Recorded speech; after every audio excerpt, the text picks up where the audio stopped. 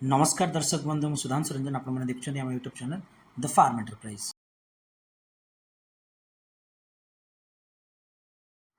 तो दर्शक बंधु ये वीडियो रे मु आपण मानक आज एक्सप्लेन करने को जी गोटे बहुत महत्वपूर्ण टॉपिक सेटा होची जे केमिति आमे छेली छुआ मानकर ग्रोथ को मेंटेन करके रखुछु आउ बाकी जगार ओडिशार विभिन्न चाषी भाई माने फेल होउचंती से कामटा करबा पयका।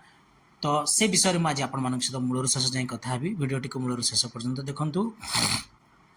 एवं बहुत जन चाषी भाई भावती जे छेली पालन करने गोटे सहज व्यवसाय केवल छेली छुआ को आम घास आउ कि पत्र देदेले से ग्रो करजिवे किंतु घटनाटा सेया नुहे। तार असली रहस्य होची जे ग्रोथ आमर कहीं होनी रीजन होची सबुठ बड़ रीजन जे केवल आम घास आउ पत्र उपरे निर्भर करुचे।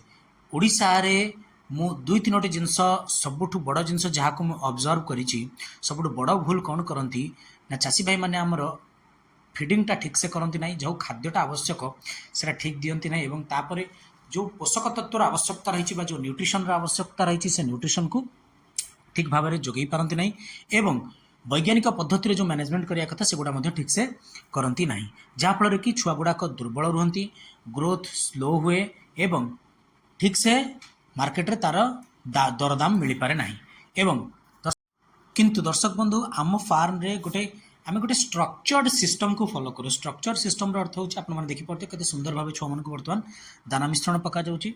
आमे छेली छुआ मानकर ग्रोथ को गोटे प्रकृति उपर निर्भर करी गोटे चांस रे छाड़ी न देकी आमे आकु प्रॉपर्ली गोटे डिजाइन करूछु। हमर फोकस होची सिंपल कोन ना मैक्सिमम ग्रोथ कम समय रे होबा जरूरी माने कम समय रे अधिक रु अधिक जहाँ भी ग्रोथ हवा निहाती आवश्यक।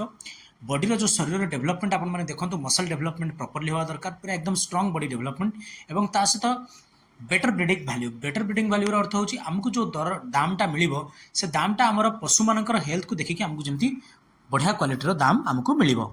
दर्शक बंधु आमर जो छेली छुआ माने अछंती से माने केवल घास उपर निर्भर करंती नै आमे तांकु गोटिए संतुलित आहार देई थाउ। से संतुलित आहार रे हमर कनसेंट्रेटेड फीड बा दाना मिश्रण अच्छी जो थी कि आम प्रोटीन आउ एनर्जी सबुठ बड़ जिनस हूँ पुष्टिसार एवं एनर्जी बा कार्बोहाइड्रेट जहाँ को श्वेतसार जातीय खाद्य से आम जोगे दू ता सहित सबुजोग खाद्य को आम दू जोटा कि तार डाइजेशन एवं बॉडी मेंटेनेंस का सहायक हुए एवं ड्राई फोडर जोटा कि तार रूम एंड डेवलपमेंट बा तार पाकस्थल डेवलपमेंट का काम लागे।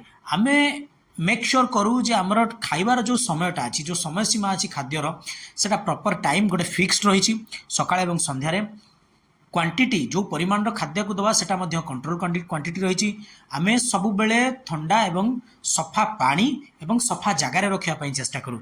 यहीपरि भावे आपण मैंने देखिपे केते सुंदर भाव छुआ मैंने एक्टिवली खाऊंट देखो पूरा ए रूम रे हमर अराउंड 40 किड्स अच्छा 40टा छुआ गोटे दीटा छुआ एपट सेपट बाकी 99% छुआ आमर देखो बढ़िया से फीडर रे मुँह पुरेकी खाऊंट।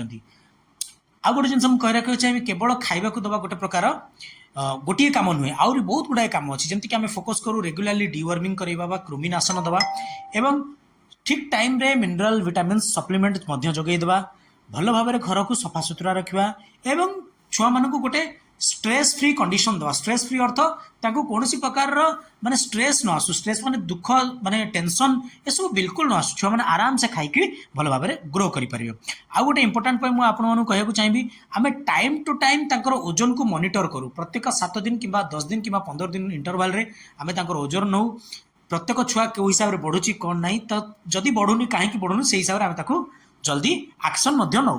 तो दर्शक बंधु आमर जो छेली चाषी भाई भाई मैंने फेल कौन पाई होउछंती ओडिसा रे ता रीजन होची जे छेली पालनटा गोटे कष्टकर व्यापार नुहे।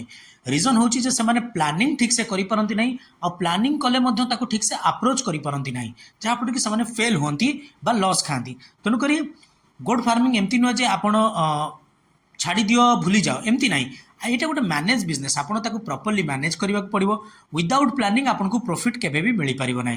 एहीपरि भाबे आमे जो सिस्टम टी आपन माने देखछन्ती एभली आमे सिस्टम हमर फार्म रे फॉलो करू जहाँ पर कि हमर हाई क्वालिटी रो गोट छेली छुआ आमे डेवलप करूछु हम फार्म रे।